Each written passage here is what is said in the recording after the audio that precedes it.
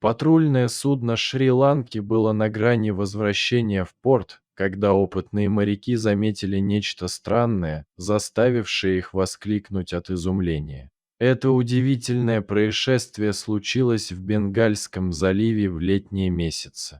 Неподалеку от патрульного корабля плыло большое существо, которое не сразу удалось распознать. Неужели это родственник чудовища из Лох-Несса? Или, быть может, гигантский динозавр, чудом переживший века? Когда над водой показалось щупальце, моряки поняли, что это хобот.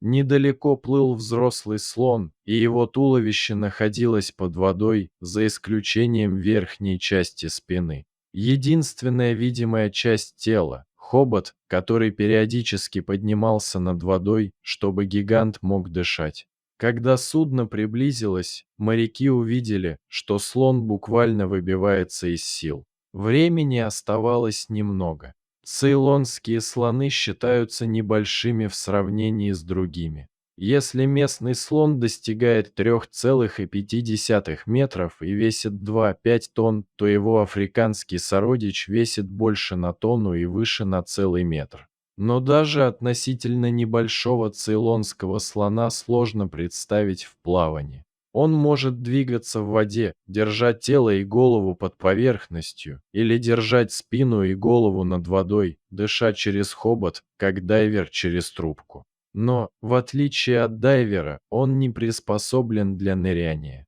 Гигант способен погружаться в воду максимум на 3 метра, но может находиться под водой не дольше 5 минут, так как нуждается в постоянном доступе воздуха. Мощные ноги позволяют ему плавать до 6 часов, а огромные уши помогают сохранять равновесие. Средняя скорость плавания — около 5 километров в час. Зафиксирован случай, когда африканский слон преодолел 47 километров за 7 часов. Устав от плавания, животное может расслабиться и лечь на воду. Но долго держаться на плаву невозможно, это отнимает слишком много энергии.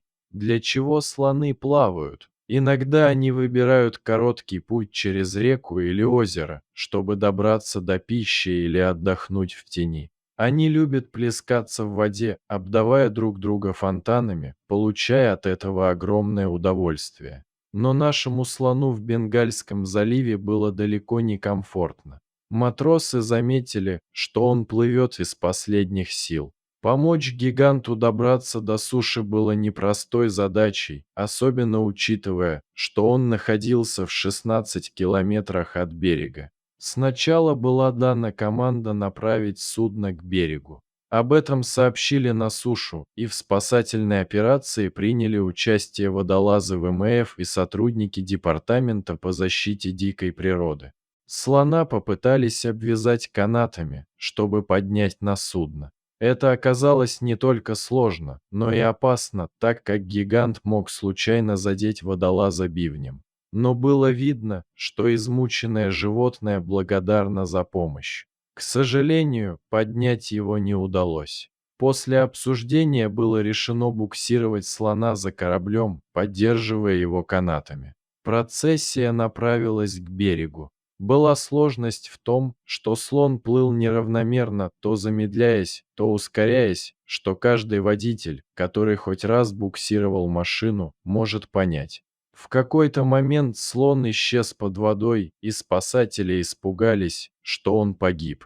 Водолазы снова погрузились в воду. К их радости, глаза животного были открыты, но сил у него почти не осталось. Они поддержали его, что помогло ему проплыть немного. Но до берега было еще далеко, и кто-то предложил обвязать слона большими поплавками.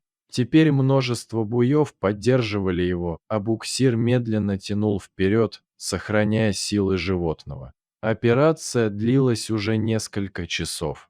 Все устали, а слон двигался из последних сил. В какой-то момент появился вертолет с журналистами, и шум напугал слона, он стал уходить под воду. Водолазы окружили его, один взобрался на спину слона, и так он проплыл еще несколько метров до мелководья, пока не почувствовал дно.